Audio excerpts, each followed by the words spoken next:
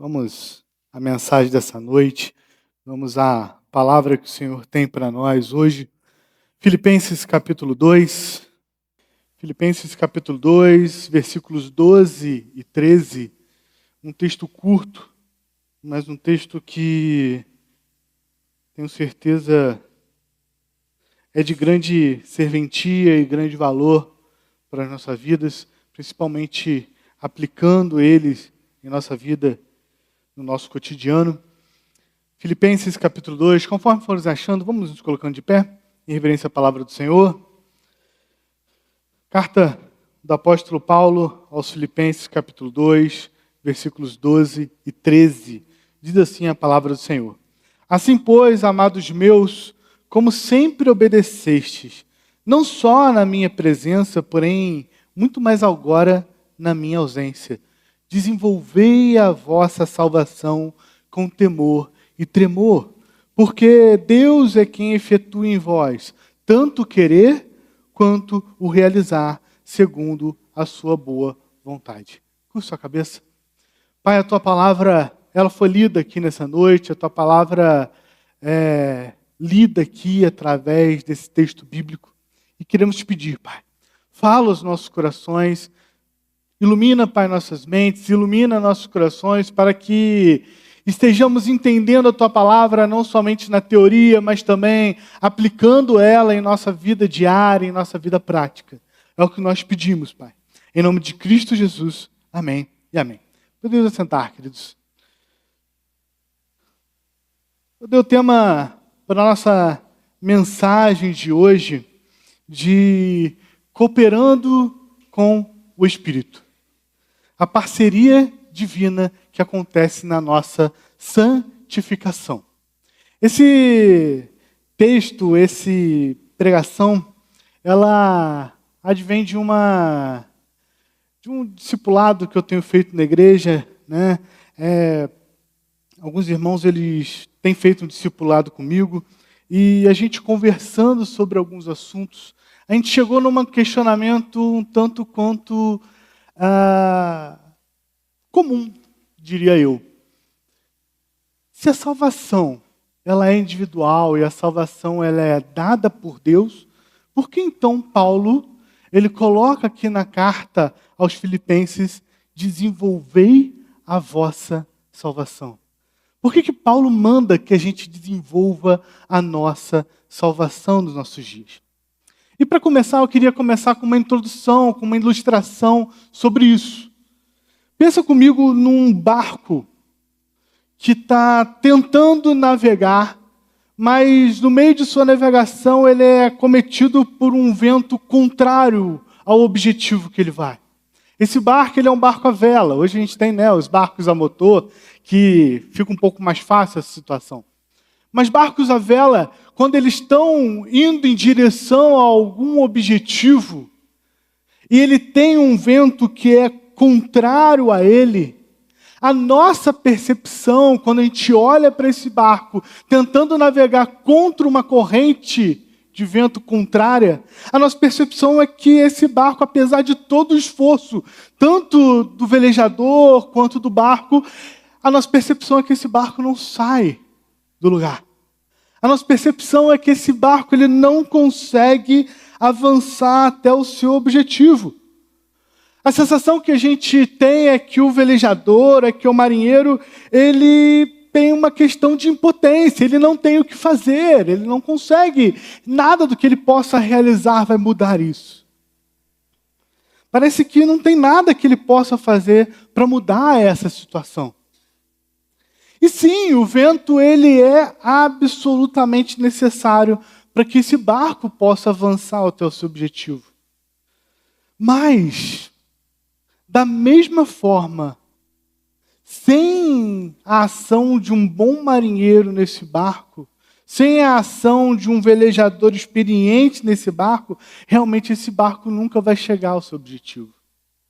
Mesmo com esse vento contrário, se o velejador for um velejador experiente, se ele souber utilizar as artimanhas, ele consegue fazer até mesmo esse vento contrário fazer com que esse vento leve o barco na direção correta, mesmo que seja um pouco mais lento, mas ele consegue levar esse barco até um objetivo. Nessas situações, dentro dessa situação, o marinheiro, então, ele pode se acometer de 2 erros. O primeiro é que eles podem ficar passivos. Eles simplesmente sentam no barco, deixam o vento contrário levar o barco para onde bem entender, e eles podem simplesmente sentar ali naquele barco e esperar o vento mudar para a direção correta. Esse é um erro que o marinheiro pode cometer, o marinheiro mais novo. Mas também existe um segundo erro, o erro de tentar, por um esforço próprio, seja através de remos ou de outras situações, tentar pela sua própria força fazer o barco ir a uma direção, que é o objetivo final. Mas é um erro porque esse marinheiro, com seu esforço próprio, ele vai ficar tentando remar, ele vai ficar tentando se utilizar de meios errados para fazer isso. E esse marinheiro vai se cansar. E, queridos, a nossa vida cristã ela é exatamente dessa forma. Existem momentos que parece que os ventos estão contrários à nossa vida. Parece que os ventos estão contrários à nossa vida cristã. A gente sabe qual é o nosso objetivo. A gente sabe aonde a gente tem que chegar. A nossa visão ela está firmada no autor e consumador da nossa fé. A nossa visão ela está focada na eternidade. A gente sabe para onde a gente tem que ir. Mas muitas vezes os ventos parecem contrários. E é por isso que Paulo, em Filipenses, vai dizer: desenvolvei a vossa salvação. Vocês estão salvos, mas vocês precisam desenvolver isso através da santificação, através da mudança de comportamento, através de utilizar ferramentas corretas para que esse vento, por muitas vezes contrário, possa ser redirecionado e indicando um caminho correto. Na vida cristã, a gente também pode errar da mesma forma que aquele marinheiro inexperiente errou. Na vida cristã, a gente pode simplesmente ficar e ter uma vida cristã passiva, esperando Deus agir por nós, Deus agir em nosso lugar, Deus mudar a nossa sorte, para que possamos seguir o nosso caminho. Ou então, a gente pode querer mudar esse vento contrário da nossa vida espiritual, tentando pelo nosso próprio esforço, fazer com que o nosso barco, a nossa vida, siga a direção correta. E esses erros eles vão causar 2 problemas. Se a gente fica passivo, a gente não coopera com o Espírito, a gente não faz o que Paulo manda aqui no texto: desenvolvei a vossa salvação. Ou então, se nós somos muito ativos e achamos que por nós mesmos nós vamos conseguir mudar esse vento e conseguir pelas nossas próprias forças, sozinhos, nos encaminhar para o objetivo final, existe então uma exaustão espiritual, onde em algum momento você vai parar, você vai entrar em choque e você vai desistir. Queridos, a carta de Paulo aos Filipenses, ela é uma carta que foi escrita pelo apóstolo enquanto ele estava preso. Enquanto Paulo estava preso, enquanto os ventos estavam soprando ao contrário de sua vida, enquanto os ventos não estavam a favor, Paulo ele escreve essa carta aos Filipenses. E é muito interessante porque, apesar de Paulo estar preso, apesar de todas as situações que Paulo estivesse passando dentro daquela prisão, apesar de toda a falta de companheirismo, como a gente já viu em várias pregações aqui, essa carta de Paulo é uma carta que tem um tom extremamente afetuoso. Ela é uma carta que tem um tom extremamente pastoral, extremamente cristocêntrico. Paulo, então, ele abandona todo aquele vento contrário na sua vida espiritual e ele foca, então, no vento a favor que a igreja de Filipos podia mostrar para ele. E ele então mostra para essa igreja qual é o vento que eles deveriam tomar para chegar no objetivo final. Se você voltar um pouquinho, algumas páginas na sua Bíblia, na Genebra é uma páginazinha, e ver ali o capítulo 2, versículos 5 a 11, você vai ver Paulo apresentando para nós o grande e famoso hino da humilhação e exaltação de Cristo. Exatamente a partir dessa obra gloriosa do Senhor, pela morte de Cristo na cruz do Calvário, pela humilhação e exaltação de Cristo, pela ressurreição de Cristo. É exatamente por conta dessa gloriosa obra do Senhor, que logo depois, nos versículos 12 e 13, a gente pode ver Paulo falando com os filipenses e também conosco assim, a ordem de desenvolver a salvação ou a santificação da vida cristã, ela vai fluir exatamente e unicamente da obra consumada de Cristo. É justamente porque Cristo morreu naquela cruz, é justamente pela obra de Cristo Jesus, não só na morte da cruz, mas também em sua ressurreição, é por conta da sua humilhação e é por causa da sua exaltação, que Paulo vai poder dizer para a gente assim, desenvolva a sua salvação. Você precisa fazer isso. É pela obra de Cristo que você tem poder para fazer isso. Então, quando Paulo ele vai nos ordenar a desenvolver a nossa salvação, ele não está falando para a gente sobre conquistar a nossa justificação por um mérito humano. A palavra desenvolver aqui não significa conquistar com mérito humano. Ela não tem aqui um sentido de justificar. Mas ela tem um sentido do que Deus pode e Deus faz exatamente essa justificação por nós.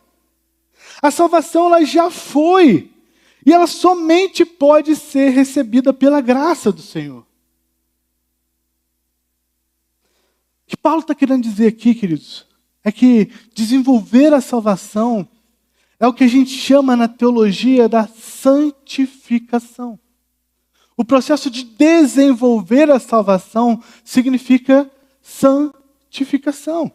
Santificação é viver de maneira visível, de maneira concreta, as implicações dessa redenção do Senhor na cruz, que já são operadas em nós. A gente tem ouvido falar muito sobre santificação em nossos GCIs. A santificação nada mais é do que você viver de acordo com as ordens que Deus dá para você. É você viver em piedade, é você viver em oração, é você viver em leitura da palavra, é você viver em comunhão com o seu irmão. Isso é desenvolver a nossa salvação. Queridos, o Evangelho, ele não apenas nos salva. O Evangelho, ele nos educa para uma nova vida diante de Deus e diante do mundo. É isso que a santificação faz por nós. É isso que o Evangelho nos mostra o que é a santificação. É uma educação para uma nova vida. Então, Paulo, ele aqui trata exatamente dessa tensão. Depois, então, que ele exalta a humildade, a obediência de Cristo, se entregando no nosso lugar na cruz, Paulo ele passa, então, a mostrar que a santificação não é um fruto de comodismo, e muito menos um fruto de um legalismo.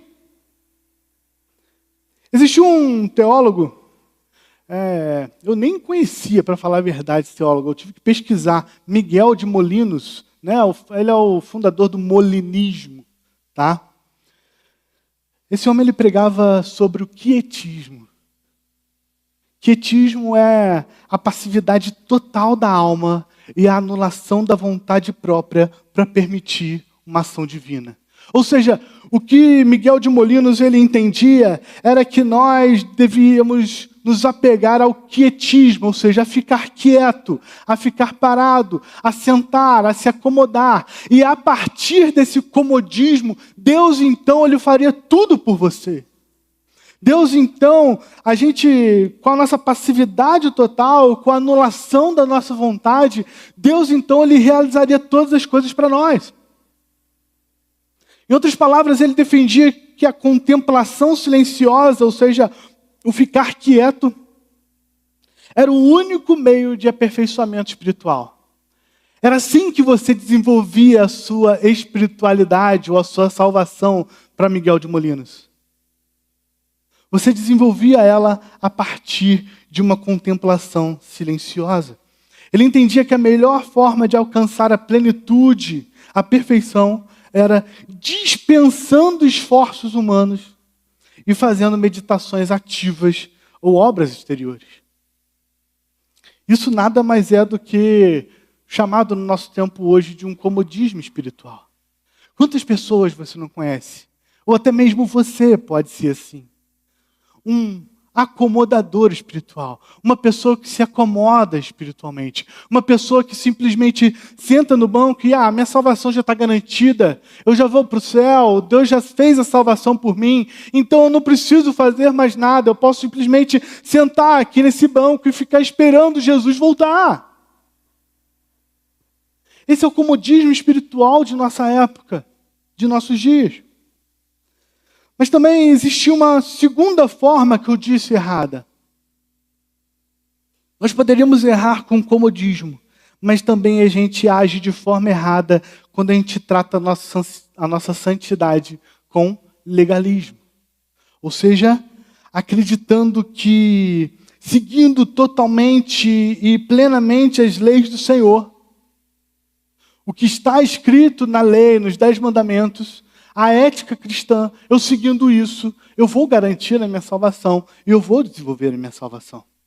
Esse foi o principal erro dos fariseus no tempo de Cristo.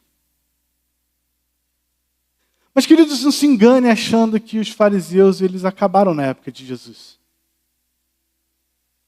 Os fariseus não deixaram de existir, eles só trocaram de nome. Ainda hoje, muitos podem cair nesse mesmo erro. E muitos ainda caem nesse mesmo erro. Ser um fariseu hoje, queridos, é achar ou entender que nós somos os únicos responsáveis pelo nosso desenvolvimento espiritual. É acreditar que, cumprindo a lei do Senhor cabalmente, nós podemos desenvolver a santidade. Só tem um problema na sua vida: o pecado. Esse é o único problema que você vai enfrentar como fariseu. Se você tentar seguir a lei do Senhor de maneira plena, de maneira perfeita, existe um problema na sua vida, que é o pecado. É verdade que o cristão é chamado a agir com extremo cuidado. É verdade que o cristão é chamado a agir segundo a lei do Senhor. Mas, queridos, fazemos isso justamente porque Deus já está operando em nós. A gente só consegue agir segundo a lei, a gente só consegue agir com extremo cuidado diante da lei do Senhor, porque Deus, Ele já nos escolheu, Deus já nos justificou, Deus já nos salvou. É só por conta disso que a gente consegue avançar dessa maneira. A responsabilidade humana, ela não concorre, nunca vai concorrer com a soberania divina. A responsabilidade humana, ela vai responder à graça soberana que precede, que sustenta, que aperfeiçoa a nossa obediência. Então, queridos, a ideia central que eu quero passar nesse texto aqui, ela é muito simples, mas ela é ao mesmo tempo profundamente consoladora. A ideia central é que a santificação, ela é uma obra em que o crente ele deve trabalhar com seriedade, porque Deus mesmo está trabalhando nele com poder eficaz. Você só vai conseguir desenvolver a sua salvação justamente porque Deus já te salvou. É extremamente simples, mas ao mesmo tempo profundamente consolador para nossas vidas. Vamos ver isso aqui no texto. Primeiro ponto que eu quero trabalhar hoje é a responsabilidade inegociável do crente. Olha comigo o final do versículo 12. Paulo ele vai dizer assim: desenvolvei a vossa salvação com temor e tremor. Queridos, a primeira verdade que esse texto nos traz é extremamente clara.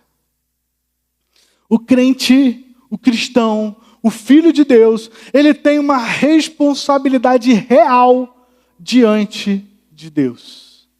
Ele tem responsabilidade diante de Deus. O verbo, como eu já disse, desenvolver, usado por Paulo aqui, não indica trabalho, não indica uma ação contínua, não indica um empenho deliberado. A vida cristã, queridos, não é e nunca pode ser uma vida passiva, onde o outro faz por você. Você não coopera com Cristo para receber a salvação, isso é verdade. Mas você coopera com Cristo porque você recebeu a sua salvação. Quando Cristo, queridos, quando Cristo alcançou a nossa salvação naquela cruz, queridos, Ele não alcançou a nossa salvação para que a gente possa relaxar, para que a gente possa descansar, para que a gente possa viver da maneira como a gente quer. Quando Cristo, queridos, Ele alcança a nossa salvação naquela cruz, Ele alcança para que nós pudéssemos trabalhar em conjunto com Ele.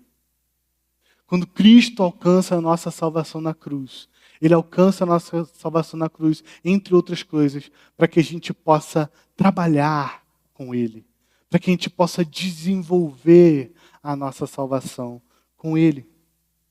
A santificação, queridos, ela demanda de nós vigilância, disciplina, ela demanda de nós perseverança.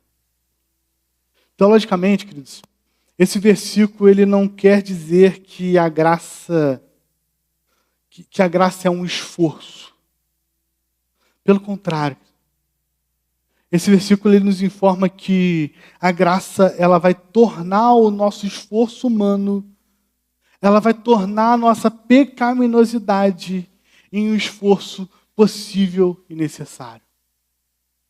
Esse versículo, quando Paulo fala desenvolver a vossa salvação, ele não está dizendo que o nosso esforço humano, ou seja, o nosso esforço do ser humano, o nosso esforço pecaminoso que o ser humano tem, ele não está dizendo que é isso que vai desenvolver a nossa salvação.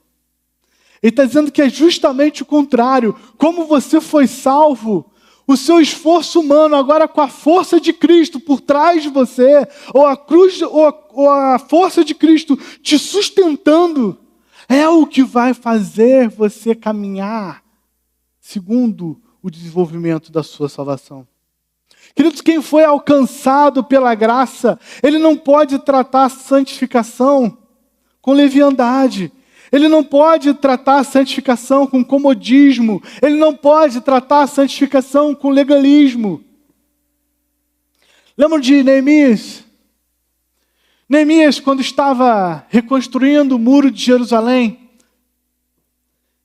ele lidera a reconstrução dos muros. Mas o povo estava sendo ameaçado por inimigos. E o povo daquela época, o povo que era liderado por Neemias, eles não ficam simplesmente, eles não param quando ficam sabendo que o povo inimigo estava diante deles, ameaçando eles não simplesmente param diante dos muros e choram e ficam pedindo a Deus misericórdia. O povo ele ora, ele coloca essa questão diante do Senhor, mas o povo também pega numa mão espada e na outra mão a colher de pedreiro ou o instrumento de construção do muro e vai para cima. E desenvolve a salvação deles, e desenvolve a santificação deles. O povo ele ora, o povo ele vigia, eles colocam sentinelas. Eles trabalham com uma ferramenta numa mão e a arma na outra. mostrando que eles estavam sim cooperando com o Senhor. Eles tinham uma confiança extrema no Senhor. Eles tinham uma confiança de que o Senhor libertaria eles. Mas eles tinham noção também da sua importância e como eles poderiam cooperar com isso. E não simplesmente sentar, chorar e pedir ao Senhor misericórdia. Na prática, queridos, isso vai confrontar na gente tanto a preguiça espiritual quanto a superficialidade religiosa que há em nossas vidas hoje. Há muitos que desejam crescimento sem disciplina. Há muitos que desejam vitória sem luta. Há muitos que desejam maturidade sem a cruz. Isso é impossível. Esse texto, ele nos tira, queridos, do comodismo e nos chama, ou chama os crentes à ação, à responsabilidade. Ele chama o crente à oração, ele chama o crente à comunhão, ele chama o crente à palavra, ele chama o crente à confissão, ele chama o crente ao arrependimento, à mortificação do pecado. Isso tudo, queridos, é desenvolver a salvação, é cooperar com o Espírito. A santidade exige ação, constância e decisão. Então a gente chega no segundo ponto. A soberania motivadora de Deus. Olha o início do versículo 13. Porque Deus é quem efetua em vós. A segunda verdade aqui é o que alicerça, é o que traz fundamento ao nosso esforço. Deus, ele está operando em nós. É isso que Paulo fala. Deus é quem efetua em vós. Ou seja, Deus está operando em vocês. Queridos, nós não somos deixados à nossa própria sorte. Se fosse assim, se nós fôssemos deixados à nossa própria sorte, nenhum de nós seria salvo. E nunca poderíamos desenvolver a salvação que é pedida no versículo 12 pelo próprio apóstolo. O mesmo Deus, queridos, que nos chama à responsabilidade, é também o mesmo Deus que nos capacita a essa responsabilidade. O mesmo Senhor que ordena a obediência, é o mesmo Senhor que concede poder para obedecermos. Aqui, queridos, a gente pode ver a graça operante de Deus. Deus é o agente primário dessa santificação. Não é o homem o agente primário. A santificação não parte primariamente do homem, mas parte primariamente de Deus. E o homem é a parte secundária. Nós não começamos a obra por nós mesmos. Nós não sustentamos a obra por nossos recursos. Nós não terminaremos a obra pela nossa própria energia, queridos. É somente Deus que pode fazer tudo isso por nós. É a partir desse momento que nós somos capacitados a colocar o desenvolvimento da salvação em ação. A ação humana, ela é verdadeira e necessária, mas sempre derivada da ação divina anterior. Lembra do povo de Israel, pronto para entrar na Terra Prometida? Lá, no final de Deuteronômio, início de Josué, né? O povo de Israel está pronto para entrar na Terra Prometida. Já tinha passado por diversas situações. Eles já tinham saído do Egito, já tinham atravessado o Mar Vermelho, já tinham andado no deserto, já tinham sido enviados 12 espias que falaram que eles não iam conseguir. Josué e Caleb já tinham respondido que sim, se Deus mandou, eles iam conseguir sim. Então aquele povo já tinha recebido a consequência de ter que andar 40 anos no deserto para que toda aquela geração que saiu do Egito pudesse morrer, para que uma nova geração pudesse assumir. O povo já estava pronto para entrar na Terra Prometida. E é impressionante as palavras que Deus traz para Josué logo no início. É uma frase muito famosa, né? Um versículo muito famoso. O que Deus fala com Josué? Seja forte e corajoso. Mas é mais impressionante o que Deus fala antes com Josué. Na hora que aquele povo estava pronto para entrar na terra prometida, Deus fala para Josué, seja forte e corajoso, ou seja, desenvolvei a vossa salvação. Vai, confia, tenha coragem, siga em frente, marche contra o seu inimigo. Só que o que Deus fala antes um pouco com Josué? Eu já entreguei os inimigos nas suas mãos. Querido, quando Deus te manda desenvolver a sua salvação, é porque Ele já entregou a salvação na sua mão. Quando Deus Ele manda você ser forte, corajoso e marchar contra os inimigos que estão à sua frente, é porque Deus já entregou os inimigos nas suas mãos e você não vai precisar fazer nada, simplesmente avançar. Simplesmente ser corajoso. Simplesmente ir adiante. Era Deus que lutaria a batalha pelo povo de Israel, e não Josué, e não o povo. Era Deus que entregaria aquela terra nas mãos do povo de Israel. Queridos, essa ideia ela destrói completamente o desespero de quem olha para a própria fraqueza e pensa assim, eu não vou conseguir mudar. É muito difícil, eu sempre caio nesse pecado, eu sempre erro, sempre tem um pecado diferente ao meu redor. Eu nunca vou conseguir desenvolver a minha salvação de modo perfeito, de modo pleno. Sim, queridos, nós não conseguimos mudar por nós mesmos. Mas Deus, Ele nunca te envia nada sem que antes Ele te sustente.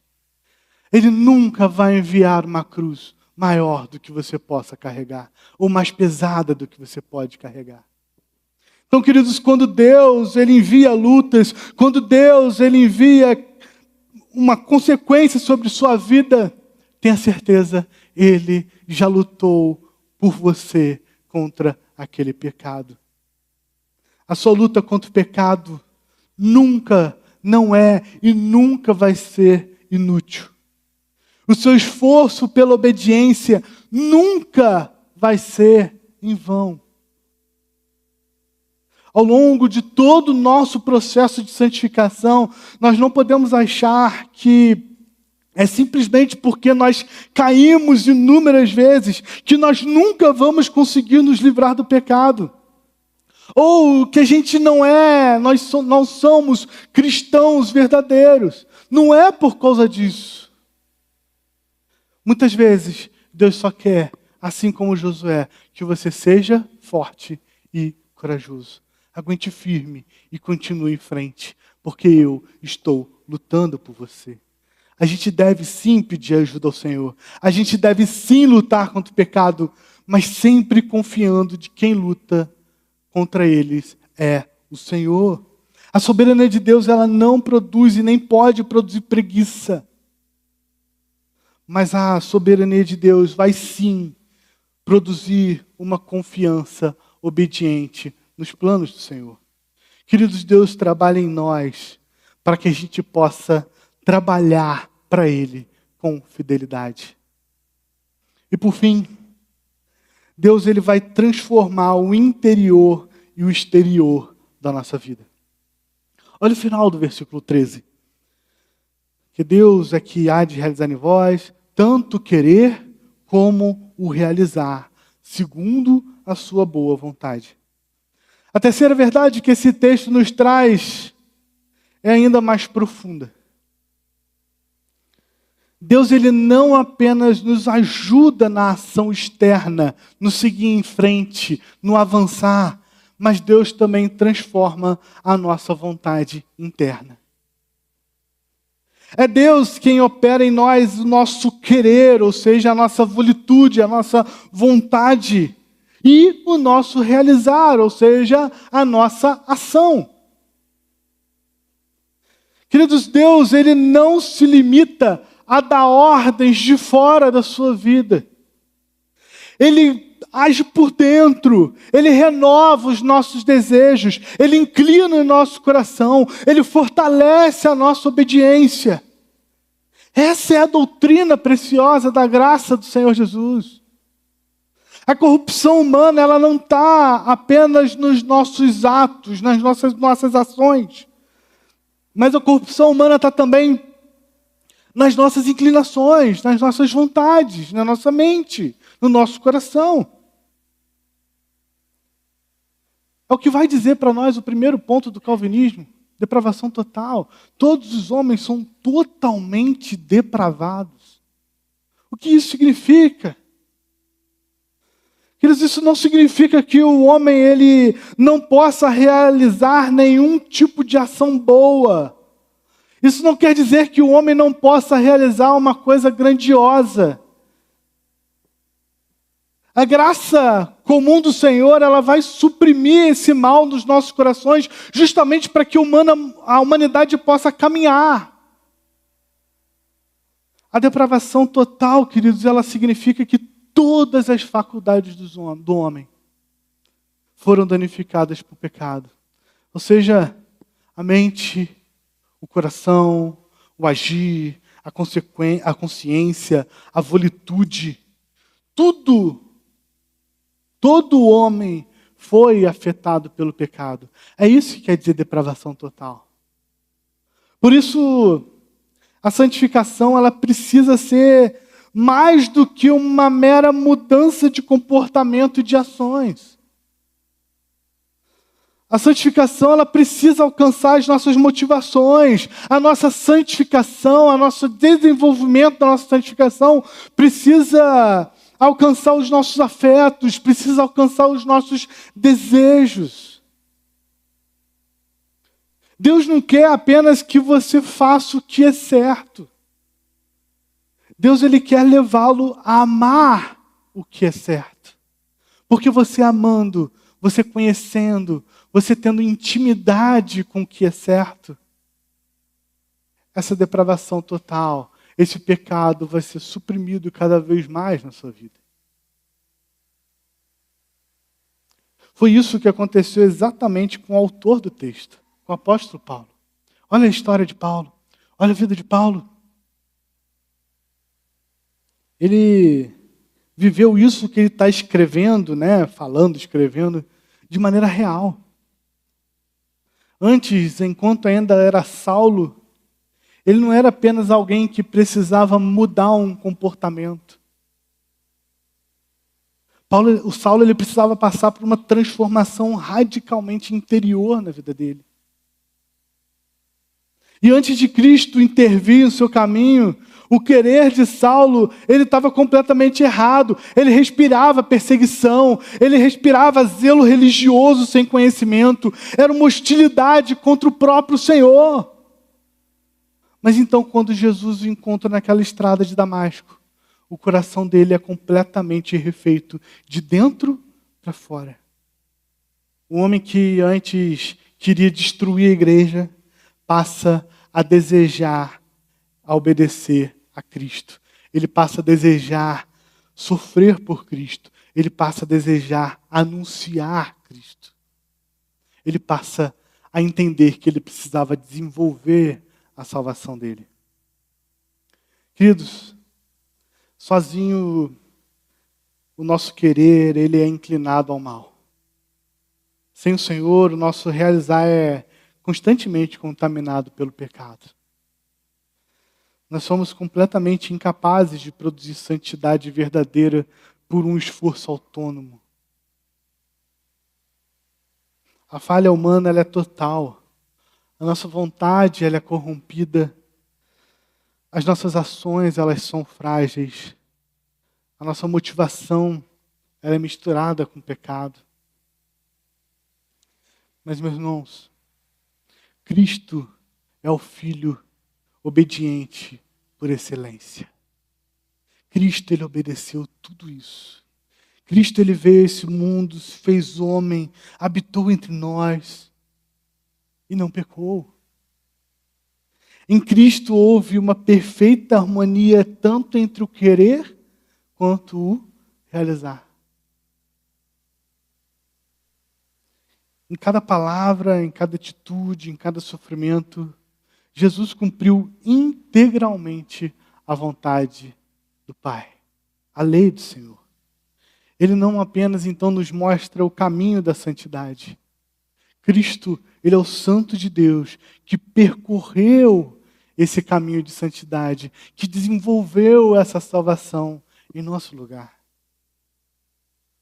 Ainda mais, queridos, quando nós somos unidos a Cristo, a gente recebe então os benefícios da vida de Cristo, a gente recebe os benefícios da morte de Cristo, a gente recebe os benefícios da ressurreição de Cristo, queridos. É o Espírito Santo de Deus que percorreu esse caminho em nosso lugar.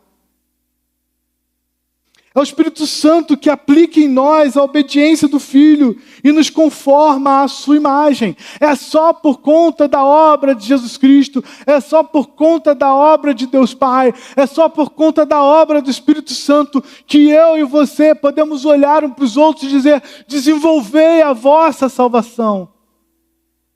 Vamos desenvolver a nossa santificação. Vamos orar ao Senhor, vamos ler a Bíblia, vamos ter uma comunhão entre nossos irmãos. Queridos, a santificação cristã ela é, portanto, a manifestação da vitória de Cristo em nós e por nós. É Deus quem trabalha em seu povo primeiro, porque Ele trabalhou perfeitamente em seu Filho encarnado, em seu Filho mediador, em seu Filho redentor. Deus, Ele trabalha em nós justamente porque Ele trabalhou em Cristo primeiramente. Então, queridos, algumas aplicações práticas para a nossa vida diante dessa palavra. Primeiro, querido, abandone a passividade espiritual. Deixe de lado a passividade.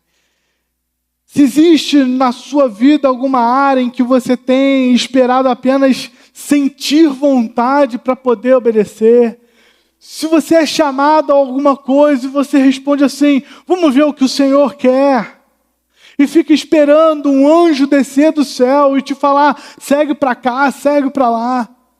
Abandone essa passividade espiritual. Pare de adiar o chamado do Senhor na sua vida. Dê um passo concreto essa semana em direção à oração. Dê um passo concreto em direção à palavra. Dê um passo concreto em direção à renúncia do pecado. Muitas vezes a gente está vivendo em pecado, a gente está vivendo de forma totalmente isolada do Senhor, sem oração, sem leitura bíblica, e a gente fica sentado nos bancos ou passando dia após dia em nossas vidas, esperando que um anjo do Senhor desça e fale: olha, você tem que orar, olha, você tem que ler a Bíblia, olha, você tem que se reunir com seus irmãos. Não, querido, isso já está dito na Bíblia. O Senhor já falou isso com você. Paulo já te disse: desenvolvei a vossa santificação. Segundo, lute contra o pecado com esperança. Meu irmão, não é porque você passa por lutas que quer dizer que a graça do Senhor ainda não alcançou a sua vida. Muitas vezes as lutas, elas provam justamente o contrário. Se há combate na sua vida, se há luta na sua vida, é porque ainda há vida na sua vida. É porque o pulso ainda pulsa, como diria a banda famosa.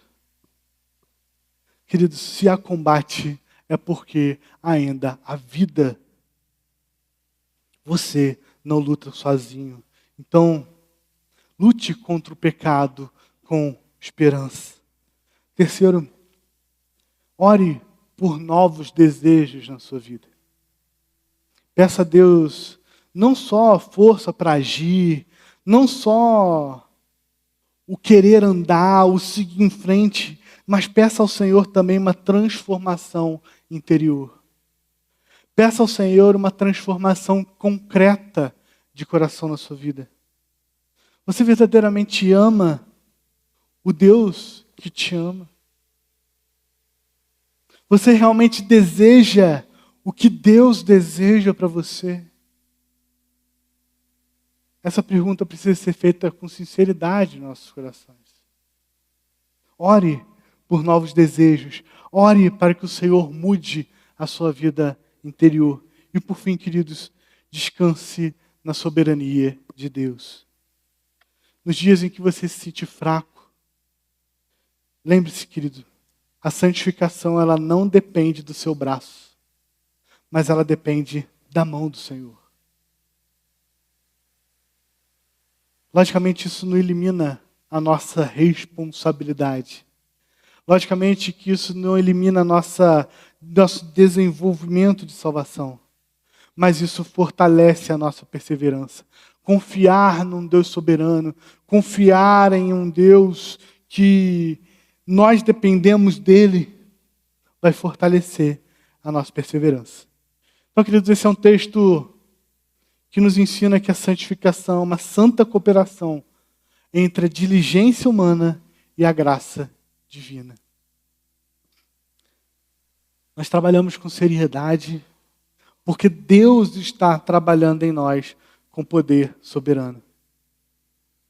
O crente ele não é chamado a escolher entre esforço e entre confiança. Ele é chamado a obedecer confiando no Senhor. Você não tem que escolher entre obedecer ou confiar. Você obedece confiando. Essas verdades elas precisam desmontar dois erros igualmente perigosos na nossa vida: a preguiça espiritual e a autoconfiança, legalismo. Nem o quietismo que espera tudo sem agir, nem o moralismo que tenta tudo sem depender de Deus. Queridos, o caminho bíblico ele é muito mais profundo, mas ele é muito mais seguro e muito mais glorioso. Deus opera em nós e por isso nós operamos com temor e tremor diante dele. Portanto, querido, entregue-se à obra do Senhor. Entregue-se de novo à obra do Senhor. Retorne ao primeiro amor. Confie naquele que começou a boa obra em você e que há de completá-la até o dia da volta de Cristo Jesus. Queridos, aquele que chama é fiel, aquele que salva é poderoso e aquele que santifica também consumará sua obra em você. Amém? Curva sua cabeça. Deus, obrigado, Pai, por essa mensagem. Obrigado, Pai, por essa palavra. Obrigado, Pai, porque desde a eternidade, Pai, o Senhor nos chamou, o Senhor nos escolheu, o Senhor nos chamou. Muito obrigado, Pai, porque nós somos chamados filhos do Senhor, e não por obra nossa, mas por obra do Teu Filho naquela cruz por nós. É por obra do Teu Filho que nós hoje podemos ser chamados filhos do Senhor. Obrigado por essa bênção em nossa vida. Mas, Senhor, nós queremos Te pedir, Pai, que nós estejamos entendendo, que nós realmente entendamos, Pai, que a obra é do Senhor, mas nós temos que cooperar com o Espírito. Nós temos que cooperar com o Senhor. Não cooperar na obra da salvação. A salvação já é dada a nós, a salvação é obra extremamente e unicamente sua. Mas, Senhor, nós queremos entender que devemos sim desenvolver a nossa santificação. Esse não é um esforço nosso de salvação, mas é porque nós fomos salvos, é por essa obra do Senhor em nossas vidas que nós podemos cooperar contigo, Pai, e desenvolver a nossa salvação. Pai, que nós entendamos isso verdadeiramente em nossas vidas. É o que nós pedimos, em nome de Cristo Jesus. Amém e amém.